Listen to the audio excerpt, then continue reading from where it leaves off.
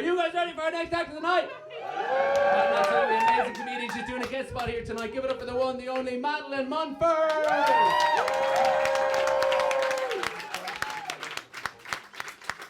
Hello, how are we?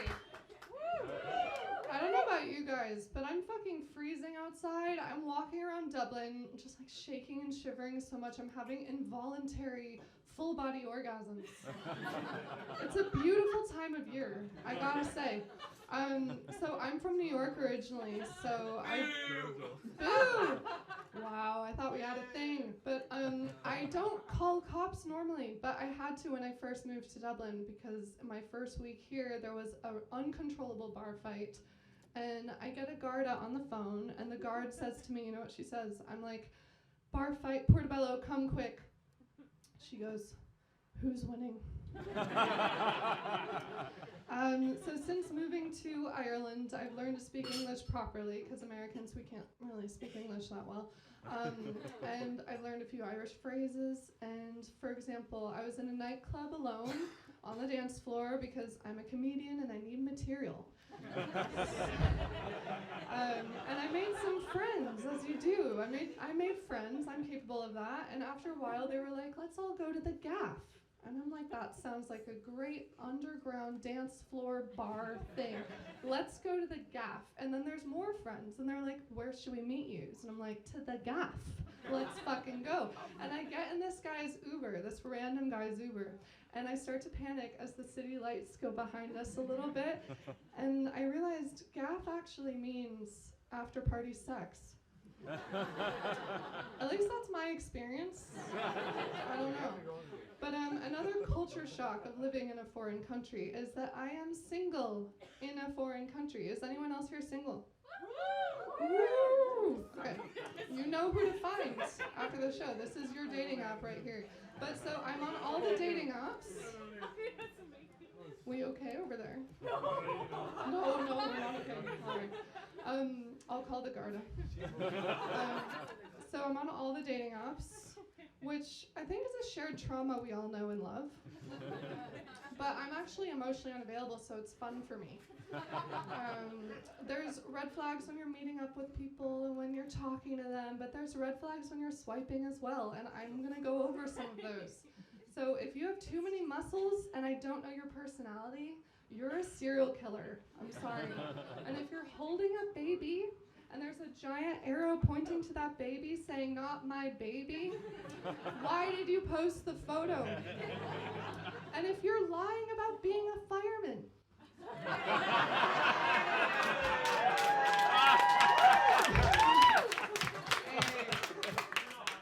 so, yeah, we know what you mean. So I don't like how society is obsessed with putting daddy issues on women. Like, I don't have any daddy issues. Like, my first boyfriend was obsessed with being like, oh, I look like your dad. That's fucking ridiculous. My dad is so much hotter than this guy. But you know, my favorite kind of date is the coffee date. Because it's like Russian roulette of who's gonna shit themselves first. I was actually seeing this Italian lad for a while, and it actually convinced me that European men just don't get the concept of casual sex and dating. Like, I'm gonna come over there. So, this Italian lad was like very casual. He's like, oh, I'm so glad that neither of us want a relationship. I'm so casual. Oh my God. And I was like, wow, this guy's wasting my time. But eventually I broke and I brought him home and everything was good in bed or whatever. It's not that kind of story. But he gets on his phone immediately after. And I was like, wow, this guy keeps his promises. This guy, he's already on the phone to other hoes, you know? And then he looks up at me, he's like, oh my God, you live a 5-minute walking distance from my work. I'm gonna bring all my stuff next time. And I'm like, this fucker's moving in. My idea of casual sex is you get the test back positive for chlamydia and you're not even that surprised about it. Maybe you're a little relieved, honestly. And then you have to go around and tell all those people that they might be walking around with a little souvenir from you, but only the ones you like. So Keith, see me after the show.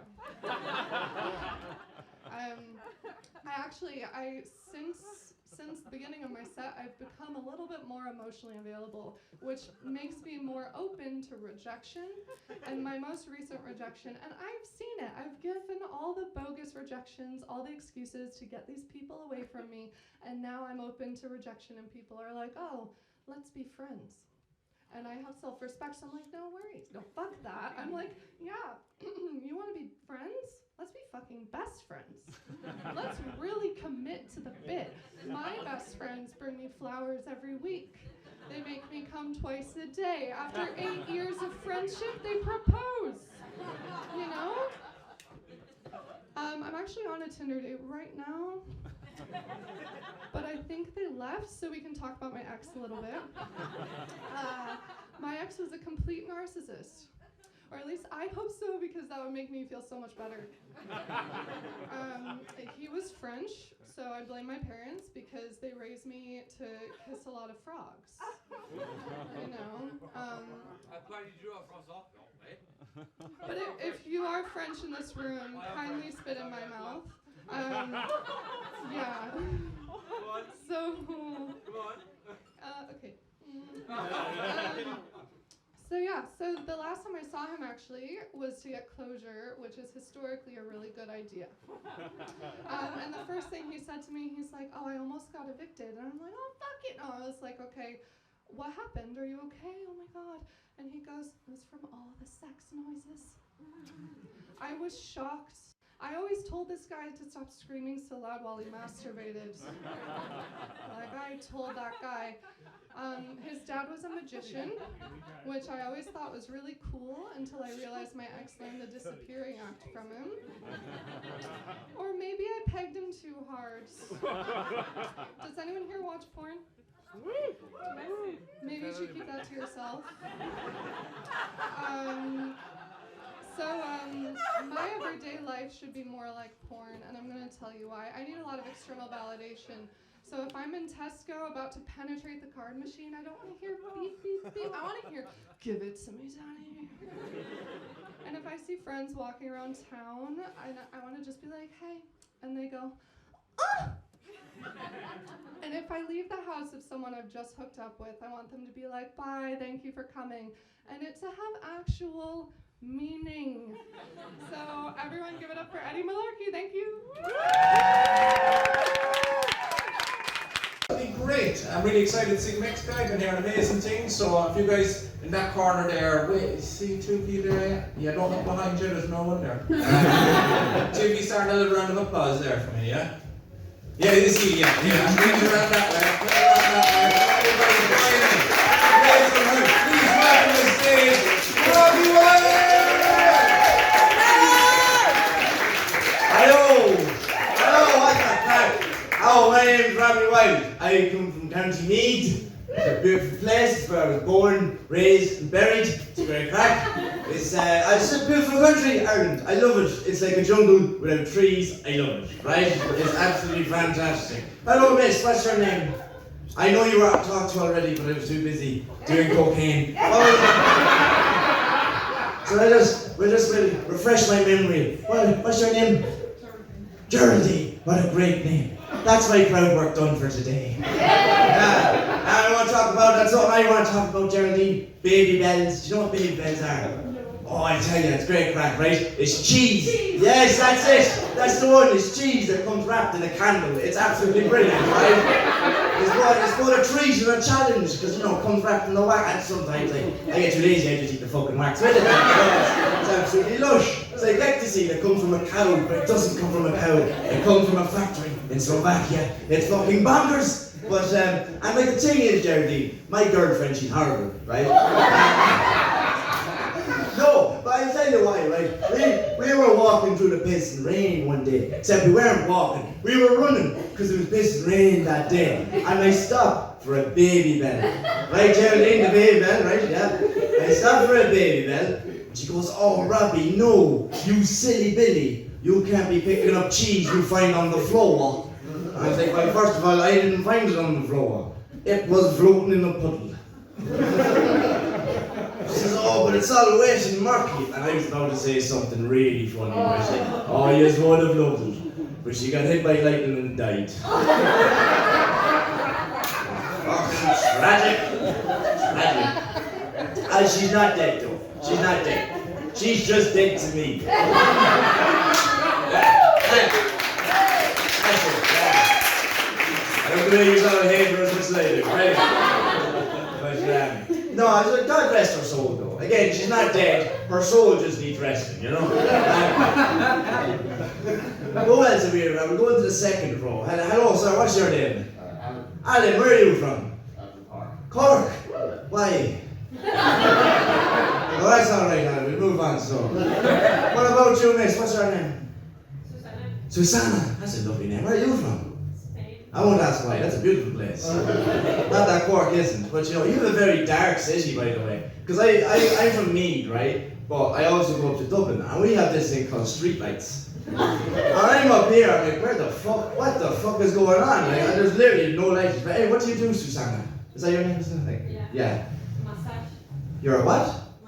Masseuse. Oh, I've always wanted to be one of them. But, what you call it? No, they wouldn't let me. But here, back to my lovely girlfriend, right? She was, speaking of masseuse, she was into astrology, but she was never good at it though. So no matter how many times I told her it was Capricorn, she always referred to me as some sort of Cancer. Fucking hate that joke too. I hate it. Worst joke ever. But, fuck me. Who put that there? What you got? No, but I love it. I don't like astrology, man. I think it's a bit mean. I think it's a bit racist, actually. You know, if you discriminate someone from where they are from, that's racist. You can't do that. But if you discriminate someone from when they are from, well, that's astrology. So I believe in something that discriminates no one. Christianity. Yeah, we love everybody. Unless you're gay. Any gays in the crowd? Yeah? Just one? That's the one? No, that's alright. Yes, you do. You're part of the LGBTQ plus minus B formula gang. Nice mathematic jokes. In case you did ordinary. But yeah, that's great. What I was with that, right?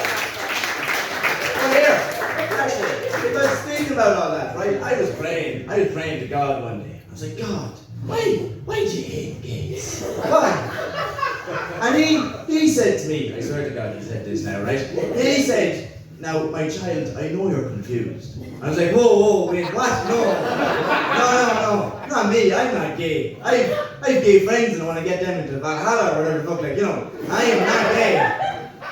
And he said, you know I've seen everything, right? Seen you suck cock, my child.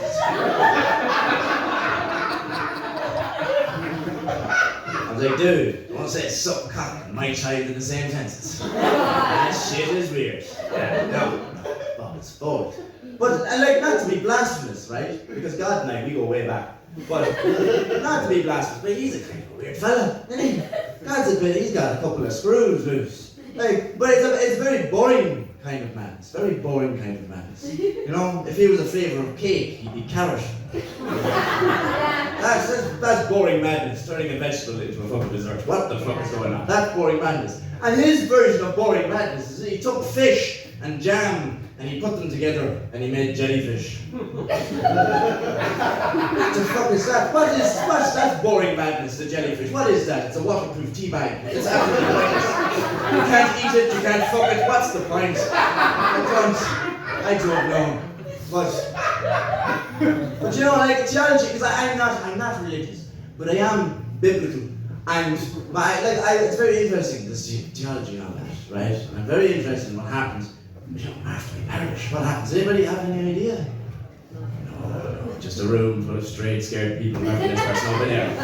But what you got? But like, I want to believe in a heaven, because heaven sounds like gas crack, doesn't it? You know, clouds and shit. Wow, it's lovely, you know. But the thing is, though, in order to believe in heaven, you have to believe in hell, which is such a bite in the arse. But it's true, because even if there was no hell, you wouldn't enjoy heaven, would you? You'd be up there with your angelic robe, your lovely wings, that angelic instrument that you don't know how to play, and so would the local paedophile. And that's not fair, that's no why is he here? So you need a hell. You need a hell. But the problem is, if there is a hell, I'm probably going there, right? No, well look, I don't think I'm a bad person, right? I don't think so. Thank you. I mean, you don't know me, but thank you. You don't know the sins I've committed, but thank you, right? But okay, how about this? You can judge the morality of this, right? I have this new hobby, and you can decide whether I go to hell for it or not, right? I see these cat posters everywhere, all over the city. Cat posters, and these cats are missing. Little cute cats, lovely things. And there's a number on the thing saying, no, if I would call it. And I call the number, and I just start meowing.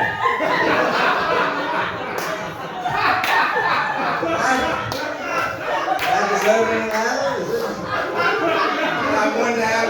Sorry, Jeremy. I know. Ring, ring. Hello, who is it? Sebastian! Is that you? Yeah, I know. Yeah, you're right. Straight to the bottom. But I know, like, now hell to me is very interesting though, because it's a scary place. I don't know if you've seen the photos, but it's a very scary place. And I remember I got this book for my birthday called Dante's Inferno. And I remember thinking, I wanted an Xbox, but fuck it, like, you know, thanks man. But no, this is this quote in this book, right? And it's very interesting, it goes like this. The darkest places in hell are reserved for those that maintain neutrality during moral crises. Now I say it once more. The darkest places in hell are reserved for those that maintain neutrality during moral crises. Now, I don't know about yous, but I remember during this big moral crisis, preferably known as World War.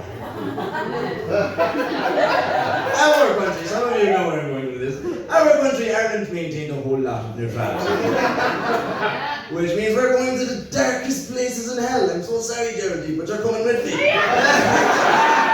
Sorry, but it's true.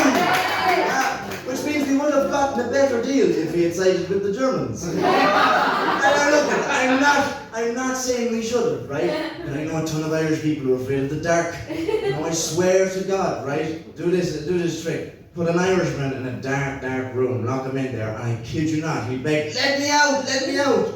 But I never do, right?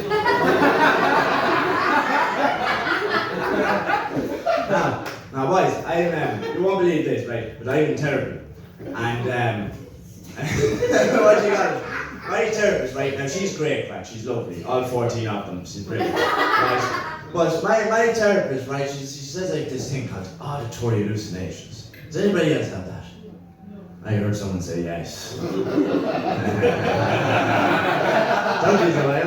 No, but what you got it? I don't know. They say the definition of madness is to hear nothing. Oh no, it's to hear voices, but I ruined that. But anyways, moving on. Fuck. Anyway, that was the voices' fault. Anyways, no, but I had a point to this, but my therapist, this is what I don't like about auditory hallucinations, right? And I'll leave you on this. It's differentiating between what's real